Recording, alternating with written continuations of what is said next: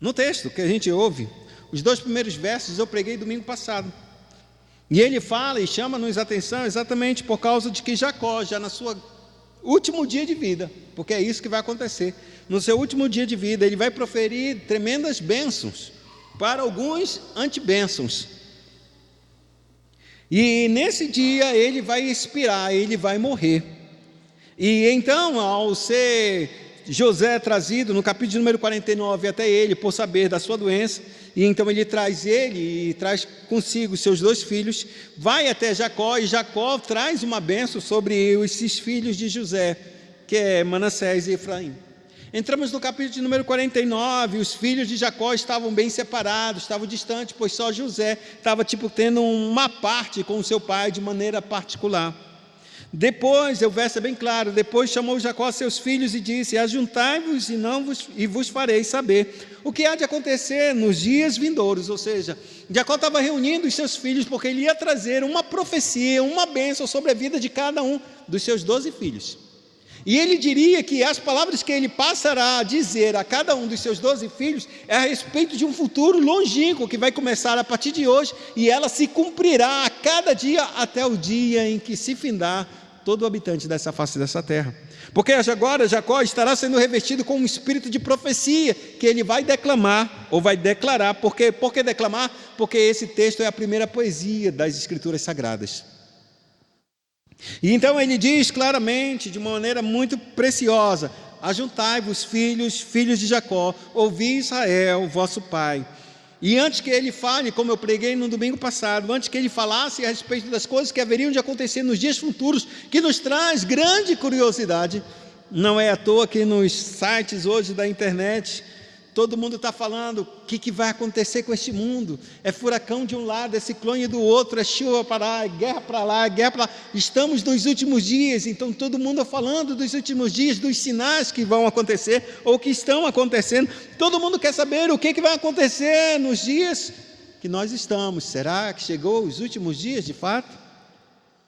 Só que antes que Israel falasse sobre isso, ele falou e deveria que direcionar a atenção dos seus filhos para 2 verdades bem principais, que o texto, os versos 1 e o 2 diz claramente, basicamente no verso 2, e ele diz assim mesmo, que eles direcionassem a sua atenção para o tempo presente, antes que você caia na curiosidade de saber o que vai acontecer no futuro. Saiba exatamente como está o seu presente. Saiba exatamente como está a sua vida, como está o dia de hoje, como você está diante de Deus. E a primeira coisa que ele diz para os filhos, ele é exatamente isso, que são uma só família, não tem um filho predileto e agora esse filho predileto abençoa todos. Não, essa família já foi dividida muitas vezes, e de muitas formas, de uma maneira sempre muito dolorosa. Dessa vez, no último dia da vida dele, ele diz: ajuntai-vos, filhos, se unir. Porque agora ele está falando não a 12 famílias, ainda que cada um dos seus 12 filhos já tivessem suas famílias, e alguns deles já eram até avós. Mas ele diz: vocês são só um povo, um só povo, porque vocês só têm um só Deus, e Deus só tem uma única família. E essa era a primeira coisa: vocês não precisam ficar divididos, vocês não devem se dividir. Vocês são família e devem permanecer como família, custe o que custar, lutar pela unidade. E esse é um grande exemplo para a igreja, que a igreja ela não pode se separar um do outro, ela não pode se afastar um do outro, porque Deus pede que um exemplo claro é que a nossa força e a nossa união é ali que Deus derrama a sua bênção. O 2º Salmo 133, verso 3. Na unidade, na comunhão, ali o Senhor determina a vida e a bênção para sempre. E a segunda coisa que ele diz era que esse povo deveria perseverar, porque haveria tanta dificuldade entre uma família permanecer unida, que eles deveriam perseverar e lutar para essa unidade permanecer e ser estabelecida, viver em paz. E então ele termina dizendo assim mesmo, a respeito disso, porque ele olha para Abraão, e Deus chamou Abraão como ele e a sua família, e todos os seus filhos para andarem em comunhão na sua presença, de maneira que a gente olha, e Jacó está dizendo exatamente isso, somos filhos de Abraão. Deus chamou Abraão quando ele não tinha nenhum filho, mas ele deu uma ordem que todos os seus filhos caminhassem na sua presença como uma semente santa, como uma família santa, como uma família separada de todas as famílias da terra, para que esta família unida e santa pudesse abençoar todas as famílias da terra. Mas se essa família se dividir, como poderá abençoar as outras famílias? Não há outro jeito e não tem condições de isso se fazer possível. E a segunda coisa era que eles precisavam ouvir a voz de Deus e seguir seus ensinamentos, porquanto a vontade de Deus sempre foi um incômodo para cada um de nós. Porque muitas vezes que o que Deus fala e sua vontade vem aos nossos olhos, não é a nossa vontade. E se não é a nossa vontade, é bem provável que a gente faça ouvido de mercador, entre para um lado e saia pelo outro. De maneira que é muito mais fácil a gente declarar a vontade de Deus às outras pessoas do que nós mesmos nos obrigarmos a cumprir, a obedecer a sua palavra. É mais fácil até mesmo nós nos omitirmos e negligenciarmos, e não poucas vezes rejeitar de forma completa e abertamente: esse tipo de mandamento eu não quero ouvir, esse eu não cumpro. É assim que é. E é isso que Jacó, ou melhor dizendo, Israel, agora ele chama a atenção. Vocês devem estarem unidos e vocês têm que ter ouvidos para ouvir a voz de Deus. Porque Ele vai falar. E você precisa inclinar os ouvidos, abaixar a cabeça e obedecer. Porque se você não ouvir, de forma nenhuma, essa unidade permanecerá no meio da família de vocês. Então, tendo falado essas coisas, a respeito dessas duas premissas, e agora esse povo está entendido a respeito, porque Jacó não está tratando com pessoas como eu estou tratando com vocês, que não conheço a história de vocês. É um ou outro que eu conheço, mas é pinceladas da história da vida de vocês. Jacó está tratando com a sua própria família, que ele conheceu, que ele criou, e ele soube, sofreu na sua própria pele os pecados das pessoas, ou dos seus familiares, e ele mesmo fez com que o pecado dele caísse sobre a sua própria família. De maneira que ele sabe exatamente o que ele está falando e com quem ele está tratando. De maneira que a gente possa então pensar a respeito deste homem que começa a proferir e que vai proferir a sua sentença. Ele disse: olha, vocês têm que ouvir, porque se vocês não ouvirem e for como eu, toda a família de vocês vai sofrer. Então ele diz: agora que vocês sabem e que vocês estão atentos a respeito disso, e que vocês olhem para o comportamento de vocês desde o dia em que vocês nasceram até agora, toda essa jornada, verifiquem exatamente quantas vezes vocês deixaram de ouvir Deus, e olhem o resultado que vocês tiveram na vida de vocês, e quantas vezes Deus falou por misericórdia, transformou a vida de vocês, e olha onde vocês estão. Ouçam Deus, ouçam, para que a família permaneça unida. Então, uma vez que eles aprenderam isso, agora eles podem entender a respeito do que vai vir e o que Israel vai trazer para a vida deles. E esses quatro filhos que Jacó ele vai proferir, ou Israel vai proferir sua bênção, ou sua antibênção, vai falar muito a respeito do estilo de vida de cada um que tiver até o dia de hoje. E assim, começando o texto, ele diz exatamente assim: Israel proferia a sua bênção aos seus filhos. Ele começa pelos 3 primeiros: Rubem, Simeão e Levi. E aí depois ele separa esses 3 para então incluir Judá no 4º filho. Porque ele separa esses 3 primeiramente para trazer, primeiro por uma ordem logicamente de nascimento. Rubem foi o primeiro, Simeão foi o segundo, Levi o terceiro e o 4º é Judá. Só que ele separa esses 3 primeiros e traz uma antibênção. O que é uma antibênção? O que não é uma bênção. É o contrário da bênção. Não chega a ser uma maldição, mas não é uma bênção. De maneira que ele diz claramente que esses 3 que vai receber essas primeiras palavras é o resultado dos seus pecados que eles cometeram. E agora chegou a hora de acertar as contas no dia da morte de Jacó. A respeito disso, eu quero que você Entenda claramente o que Deus pode nos dizer a respeito disso. Primeira coisa, na lei do homem, todo crime, quase todos os crimes, eles prescrevem. Poucos são os crimes que não são prescritos. Se você estupra uma pessoa, se eu não me engano, são 12 anos mais ou menos, ou 3 ou 4 anos, em determinado tipo de estado que você não faz a queixa-crime. Então, aquele caso que você for se queixar, eu disse, olha, já prescreveu, não tem mais como fazer nenhum tipo de alegação, não tem mais como levar ele a júri, não tem mais como ele ser preso ou condenado por esse crime, porque esse crime prescreveu. É o caso do nosso presidente Luiz Inácio Lula da Silva, que anulou o processo, iam iniciar o processo novamente para tentar condená-lo, mas o que aconteceu? Prescreveu o crime. Não estou fazendo isso de uma forma, de maneira de prejudicar ou fazer qualquer coisa, apologia política, mas é isso que aconteceu. Prescreveu, não tem mais jeito. Acabou. Muitos não são condenados no Brasil porque o crime prescreve.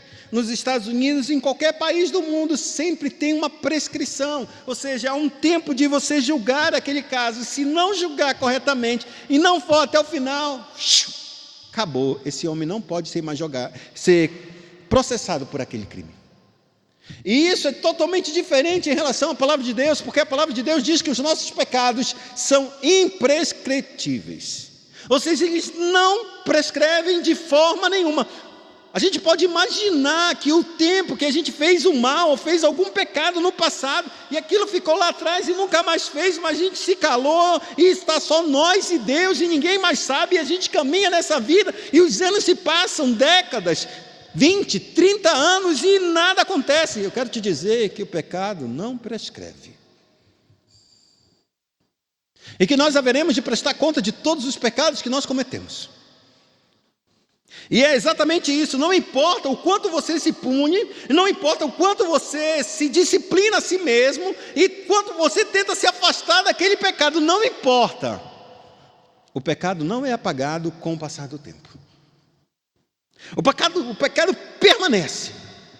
O pecado só é um jeito dele ser eliminado, quando a gente o confessa e em arrependimento verdadeiro a gente coloca ele para trás, entregando a Deus, dizendo, Senhor, eu sou culpado por isso, eu fiz isso, isso e aquilo, o Senhor está certo e eu estou errado, porque tua palavra diz que não era para eu fazer, e eu fiz. Assim, a única forma do pecado ser eliminado da nossa vida, e ele realmente ficar no mar do esquecimento, como diz Deus, só através da confissão e do arrependimento. E então Deus outorga o seu perdão por causa do Filho Cristo Jesus, que morreu por causa desse pecado e de tantos outros pecados que cometemos nessa face dessa terra. Portanto, sempre lembre, não importa quanto tempo passa, Deus vai trazer à tona tudo que estiver oculto. E é melhor que Deus faça isso aqui, enquanto nós ainda estamos vivos. Sim, porque depois de morto, segue-se o juízo. Você pode esconder o seu pecado, você pode viver com ele, você pode sair, você pode ir embora, mas ele vai com você, até que você o entregue esse fardo nas mãos de Deus, para que então o próprio Deus lhe perdoe e você esteja agora justificado desses pecados. E esse fato é tão interessante porque isso é um reflexo da própria vida da família de Jacó. Quantas vezes Jacó não teve que ir diante de Deus e lembrar, Deus, eu fiz tanta coisa errada e agora vou encontrar com meu irmão que eu fiz tanto mal para ele 20 anos atrás. Eu estou te pedindo, me perdoa, trabalha no coração do meu irmão para que ele não me mate. Isso foi Jacó. É interessante que a sequência da vida de Jacó parece que são de blocos de 20 em 20 anos. Passado esse tempo agora, são os filhos de Jacó que acontece um pecado. Eles tentam matar o seu próprio irmão, José. Não conseguem, vendem para a terra do Egito, e ele lá, acontece tudo o que aconteceu com a vida dele, e ele se torna o segundo no faraó. 20 anos se passaram, e olha, eles calados nos seus pecados, fechados em si mesmo, coluniados dentro de um pecado, tão unidos num pecado só. E é uma coisa impressionante, porque Jacó pede para que eles sejam unidos naquilo que é bom e verdadeiro. Eles foram unidos naquilo que era mal, de maneira que eles, os seus corações, repudiavam aquele pecado, mas ainda assim permaneciam juntos por um pacto de silêncio. Mas enquanto eles permaneciam em silêncio, os anos se passaram e parecia que estava tudo normal. Nunca teve normal. Enquanto estamos calados, a culpa vai corroendo a nossa vida, até que a gente possa colocar ela diante do Senhor. E é isso que acontece no dia em que aconteceu desses meninos voltarem, ou melhor dizendo, desses homens voltarem, 20 anos, e se encontrarem com José, e na primeira coisa que José faz, de uma maneira que eles possam ver o pecado deles, a primeira coisa que ele disse: Deus está nos trazendo à memória o pecado que nós cometemos contra o nosso irmão José. Por isso tem acontecido todo esse tipo de maldade para conosco. Todas essas coisas são isso que estão acontecendo. Simeão preso, Benjamim sendo pego com uma taça do copo desse faraó aí. Não, isso aí é culpa nossa, é do nosso pecado de 20 anos atrás. E as pessoas continuam caminhando com seus pecados e sua consciência perturbando as suas vidas, e elas não conseguem de forma nenhuma se render a Deus e pedir: Senhor, me perdoa. Senhor, não quero mais carregar esse fato. Então, agora nos é dito a respeito de Rúben. E o que é que o profeta agora, Israel, fala a Rúben? Ele diz: Rúben, tu és o meu primogênito, minha força e as primícias do meu vigor, o mais excelente em altivez e o mais excelente em poder, impetuoso como água, não serás o mais excelente, porque subistes ao leito de teu pai e o profanaste, subistes à minha cama. O que Jacó está trazendo no seu último dia de vida é: olha, era para te ser o homem mais respeitado, o mais excelente, o mais virtuoso, aquele que deveria ter toda a minha força, todo o meu vigor, receber toda a herança, a dupla porção da herança, deveria cair tudo sobre você, Rúben. Era isso que eu esperava, porque eu olhava para você e era isso que eu imaginava. Mas você cresceu e se deitou com a minha concubina, a mãe de teus irmãos, ou meio-irmãos. Subiste na minha cama, como impetuoso como água, ou seja, sem pensar no que eu estou fazendo. Minha luxúria, minha força, meus desejos, meu ímpeto e o meu desejo é muito maior do que a honra do meu pai.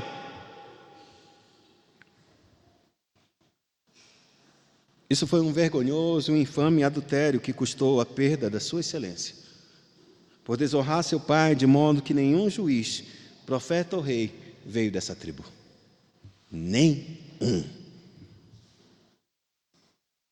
Nenhum profeta, juiz ou rei veio dessa tribo que deveria ser a mais excelente.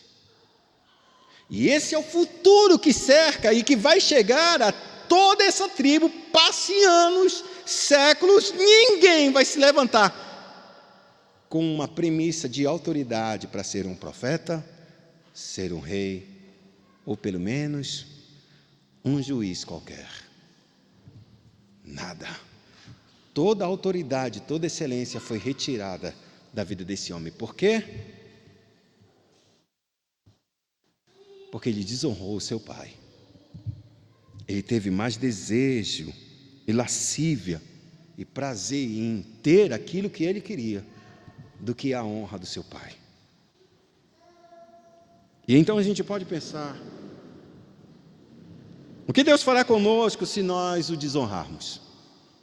Maculando sua noiva, tratando como se ela fosse qualquer uma.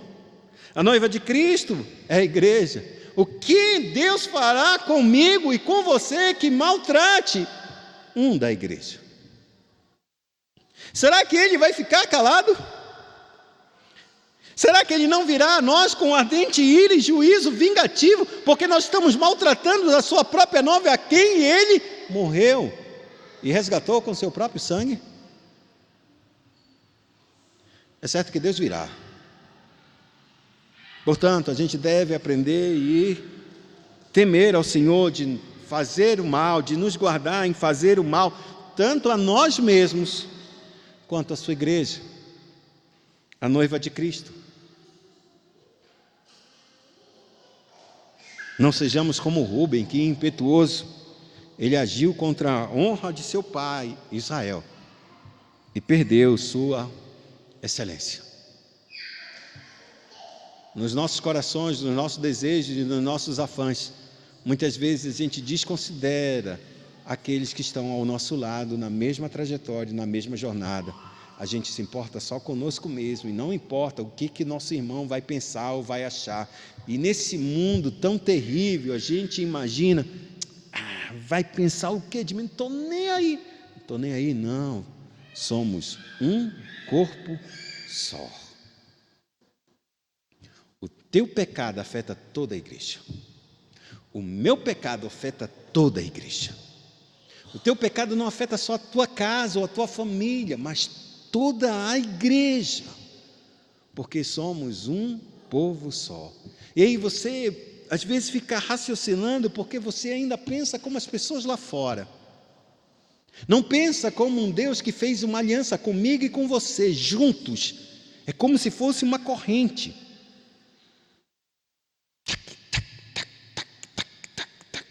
A corrente fica grandona, enorme.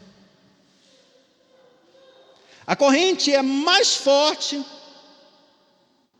ou ela é mais fraca, dependendo da fraqueza de suas argolas.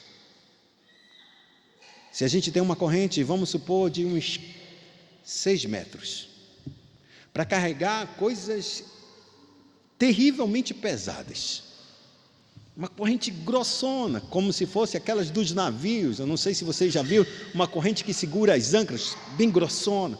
E a gente pega essa corrente grossona e diz, nossa, que força! Se a gente desse uma olhada, se vamos supor numa corrente de 6 metros, a gente fosse olhando cada uma delas, cada um das suas argolas, cada uma das suas partes. E de repente a gente viu que uma parte é tão fina, tão fraca. Toda a força dessa corrente vai se basear somente nessa argola. Porque na hora que puxar, essa argola vai quebrar e toda a corrente perderá sua força.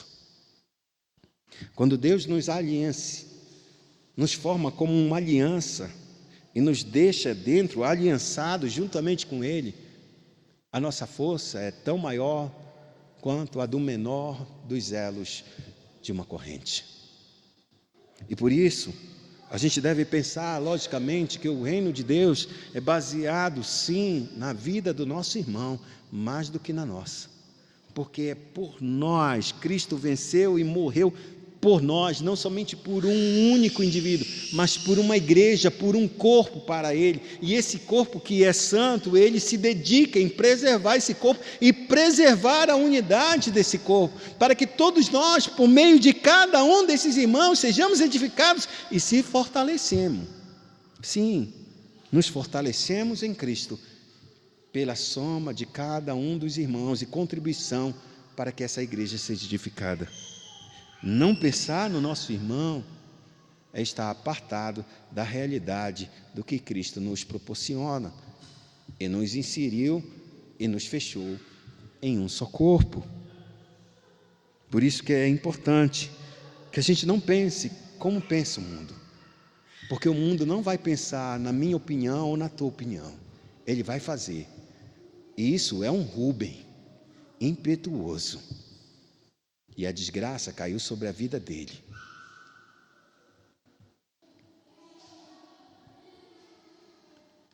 Durante todo esse tempo em que Rúben cometeu esse ato impensado,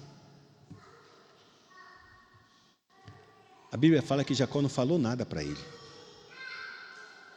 Ficou em silêncio. Ele ficou sentido, ficou entristecido, mas não falou nada para o seu filho. Mas no último dia de vida ele teve que falar, se não como pai, mas como um profeta: Rúben, o que tu fizeste foi hediondo, por isso tu nunca mais terás a excelência na minha casa. Então agora ele vai virar uma segunda antebênção. e vai chamar os seus outros 2 filhos, Simeão e Levi, companheiros de jornadas. A Bíblia diz, e aparece na história, esses irmãos como parceiros de projetos iracundos, raivosos e cruéis. E do mesmo modo que partilham essa agressividade, eles partilham também a sua condenação e destino. A estes é proferido no verso 5 a 7, Simeão e Levi são irmãos, as suas espadas são instrumentos de violência. No seu conselho não entre minha alma, com o seu agrupamento minha glória não se ajunte, porque no seu furor mataram homens, e na sua vontade perversa já retaram touros. Maldito seja o seu furor, pois era forte, e a sua ira, pois era dura. Dividi-los-ei em Jacó, e os espalharei em Israel. O que Jacó traz é uma outra antibênção sobre esses 2 homens, sobre esses seus segundos filhos.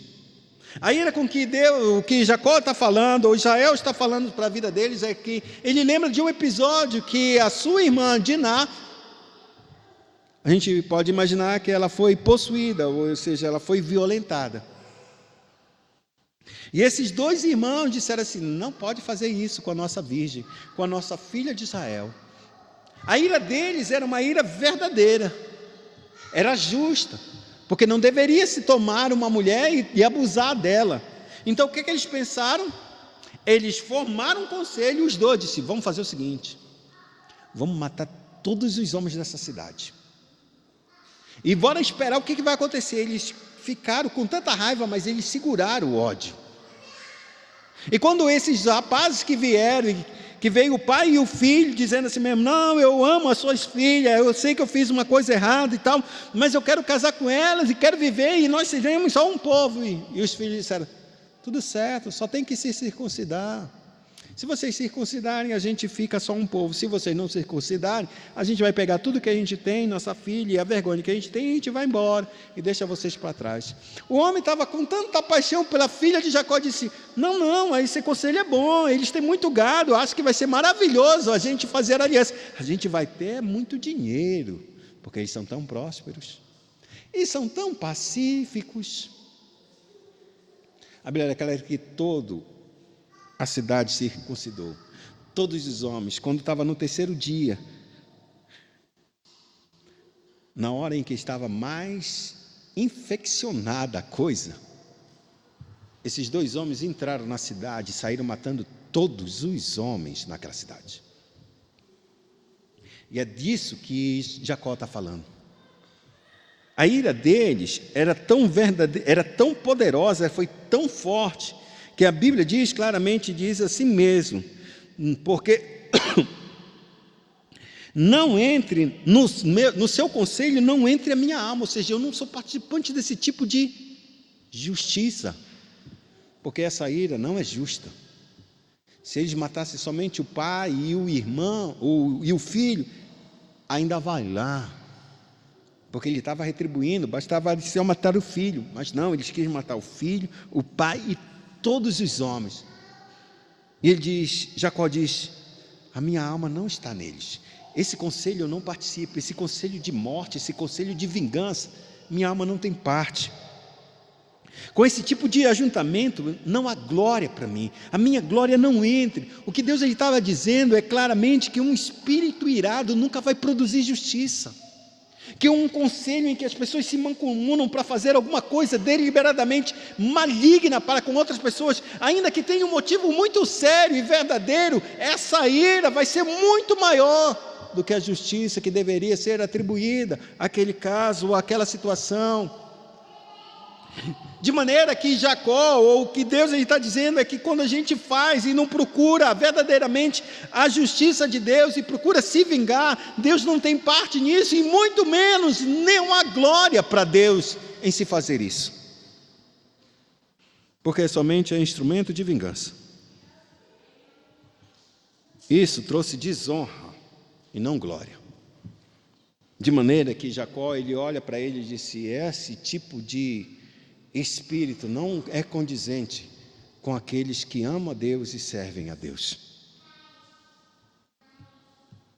Assim, pelos pecados deles, perderam o seu poder, Pois deveria Simeão e Levi receber a bênção da primogenitura que seu irmão Rúben perdeu. Deveria recair para esses dois irmãos, mas agora não recai, porque a ira deles é enorme. Já pensou eu colocar eles como rei, como juízes, como homens que vão liderar com tanta ira? Como eles podem produzir justiça no povo?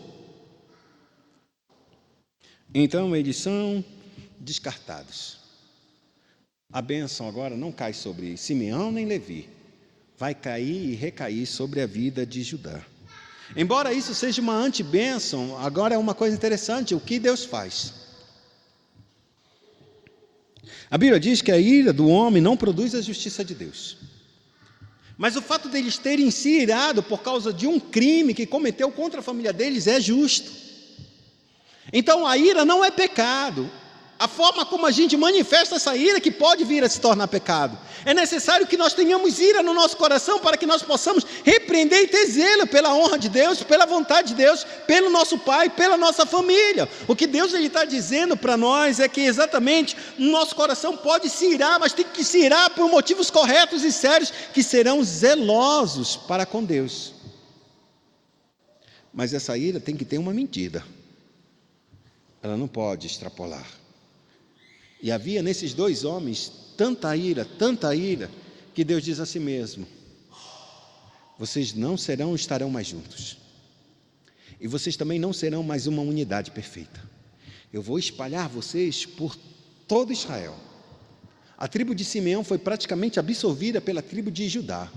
E a tribo de Levi foi pior ainda, ela foi dividida entre todos os povos, entre as 12 tribos, de maneira que elas não eram unidas, ou seja, o povo de Levi, a tribo de Levi foi espalhada em cada uma das 12 tribos, porque para elas não foi dada a herança na terra de Israel, porque eles deveriam servir ao Senhor. E aqui é que está a antibênção, que também é uma bênção. É importante que nós tenhamos homens irados na igreja de Deus, zelosos pelo Senhor, zelosos pela honra e glória de Deus. Mas não pode haver muitos homens assim, porque se tiverem mais homens assim, a igreja vai perecer, vai sofrer um dano enorme. Mas se não tiver homens irados pela honra e pela glória de Deus, a igreja ela caminha em deterioração, em corrupção, porque ninguém se levanta dizendo: isso é pecado, a honra de Deus está sendo profanada aqui nesse lugar, precisamos nos consertar e nos ajeitar. Só quem faz isso é quem se ira por zelo da honra de Deus. E é isso que nós devemos ter como igreja, nós devemos honrar e termos ira pelo zelo de Deus, mas com medida. Extrapolar nisso não trará justiça e nem honra para Deus. Assim, a tribo de Levi foi tomada como os sacerdotes, pelos quais eles deveriam zelar pela glória de Deus e pela santidade de Deus. E a Bíblia diz que Deus se ira todo dia, e sua ira é santa e justa. Por fim, chegamos à tribo de Judá. E sobre essa tribo, ela recebe toda a plenitude da bênção, da primogenitura, sendo-lhe dado em lugar de Rúben. A este homem é profetizado, do verso 8 até o verso 18, é só sobre Judá. E é basicamente 1/3 de todas as bênçãos cai sobre a vida dele, ou seja, de todo esse discurso que Jacó vai dar, ele vai residir sobre a vida deles. E aí ele começa dizendo no verso 8: Judá, teus irmãos te louvarão, a tua mão estará sobre a cerviz de teus inimigos, os filhos de teu pai se inclinarão a ti, assim como José naqueles dias teve essa honra. Judá, sim, a ele será para sempre essa honra, de que seus filhos, os seus irmãos o louvarão. A palavra Judá significa louvar ou louvor ao Senhor. E o fato de Judá ser louvado pelos irmãos mostra exatamente isso, que Judá realmente, o seu nome era para louvor da glória de Deus, e os seus filhos, seus irmãos vão fazer isso, vão louvar. Aí a pergunta é: por que Judá será louvado? Porque os filhos de teu pai se inclinarão a ele, porque a respeito dele os seus inimigos estarão debaixo de seus pés, e os seus irmãos se inclinarão, porque será Judá que subjugará todos os inimigos de Israel. E esse Judá, os filhos vão se inclinar, porque ele será o rei sobre todo Israel. Assim como Judá, assim como José teve essa bênção, mas em parte só sobre um indivíduo. Dessa vez é sobre a tribo de Judá que será essa grande bênção. Ou seja, Judá terá a excelência da primogenitura sobre si, representada em uma figura, a figura de um leão. No verso de número 9 diz assim: Judá é leãozinho, da presa subiste, filho meu, encurva-se e deita-se como leão, e como leoa, quem o despertará? A ideia aqui é que esse leão, ele já subjugou, e agora ele se agacha e se aquieta no seu covil, mostrando exatamente que ele está descansando dos seus. Ele não está no sentido de ir atacar, porque ele já prevaleceu, já venceu, já subjugou seus inimigos, e ele está quieto. E quando ele está quieto, agachado no seu covil, a pergunta que se faz: qual é o adversário que vai mexer com esse leão? Quem terá coragem de falar com ele, de mexer e cutucar esse leão? Quem será corajoso a ponto de se atrever a atacá-lo? Então Israel prossegue na sua bênção e diz exatamente sobre Judá: se ele é um leão, e o leão se tornou um símbolo da realeza pela sua majestade e força, é esse mesmo leão que ele traz como uma figura, e ele diz assim, Israel, verso de número 10: o cetro não se arredará de Judá, nem o bastão de entre seus pés, até que venha Siló, e a ele obedecerão os povos. Aqui a bênção chega ao seu ápice, porque mostra que o descendente da mulher profetizado no jardim do Éden começa a se delinear por um homem, ou melhor dizendo, por uma tribo, Judá, e sobre essa tribo vai vir um descendente em que o cetro, ou seja, o reinado, o rei estará sobre essa tribo.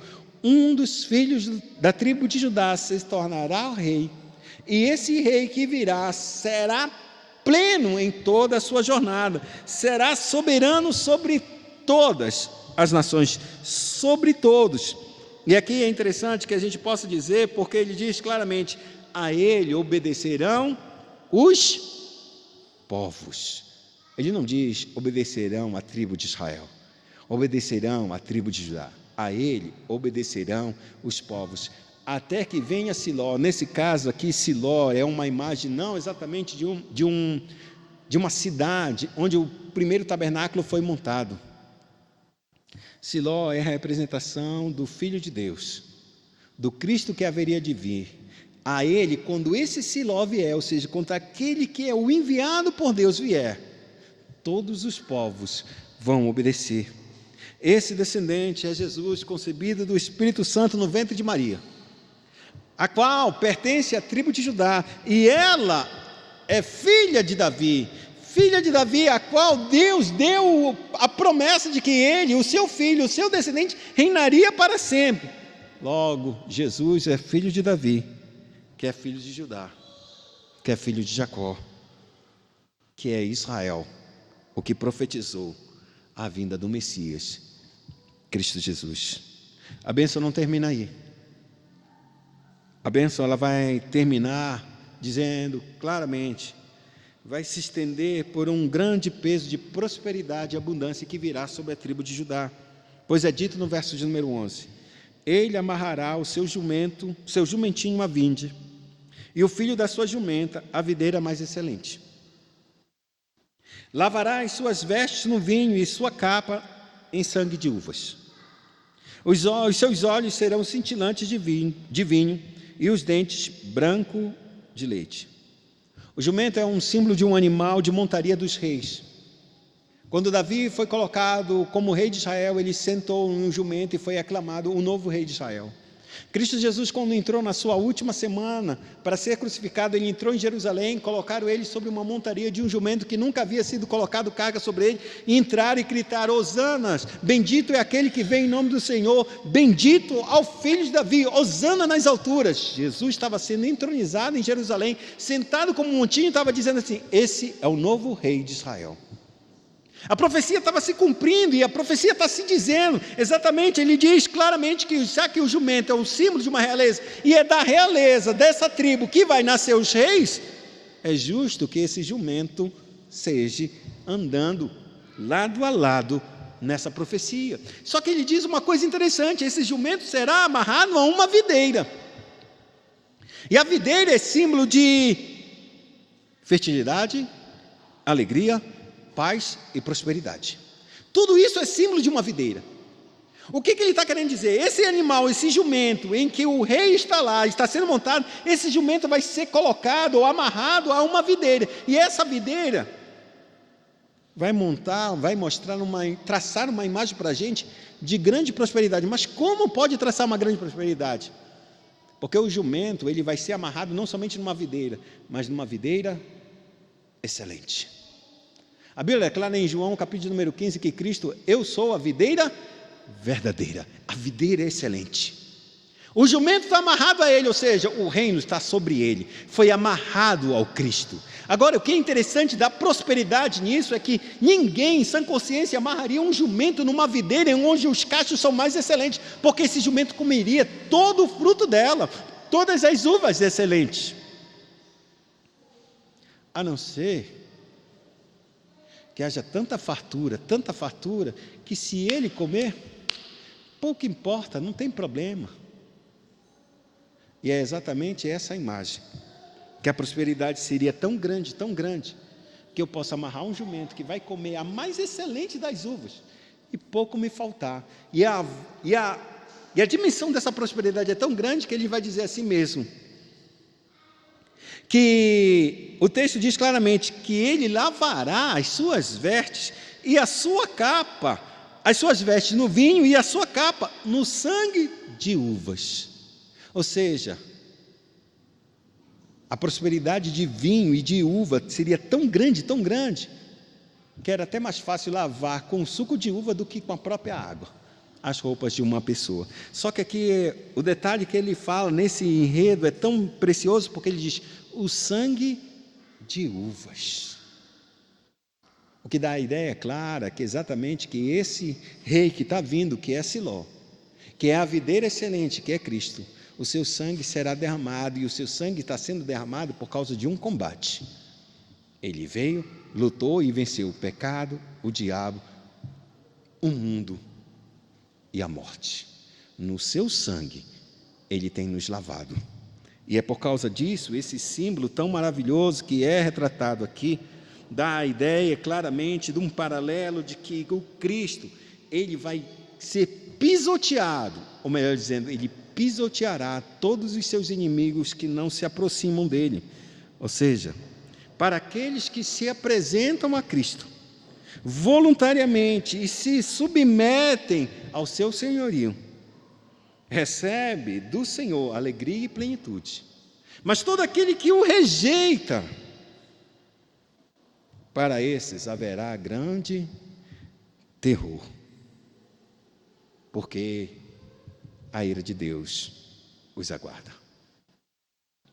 O final desse texto ele diz: de olhos cintilantes e dentes brancos revelam o melhor da terra e o melhor do animal para essa tribo. A ideia é clara, é que a vitória é tão certa e a pureza é tão clara a respeito desse que haveria de vir, que não haveria sombra de nenhuma de dúvida de que a prosperidade e a bênção que Deus tem preparado para nós é certa e preciosa. Essas são as primeiras 4 bênçãos que Deus fala pela boca de Israel aos seus 4 primeiros filhos. As 3 primeiras são resultado dos seus pecados, e as consequências deles vieram para toda a sua geração. Mas também a obediência desse homem. Mas não é uma obediência. Judá não é aquele obediente.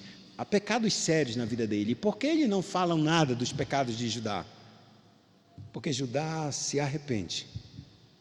E ele se volta e se coloca como um verdadeiro substituto pelo seu irmão Benjamim. Uma vez ele quis mandar matar José. 20 anos depois ele diz: não farei a mesma forma que fiz 20 anos atrás. eu me colocarei na minha vida no lugar do meu irmão. Levem ele, que eu seja o escravo, mas que ele seja livre. E por causa dessa submissão, por causa dessa sua humilhação, Deus concedeu a ele a graça de, através dele, vir o Cristo, o Rei sobre todos. Incline sua cabeça, oremos ao Senhor.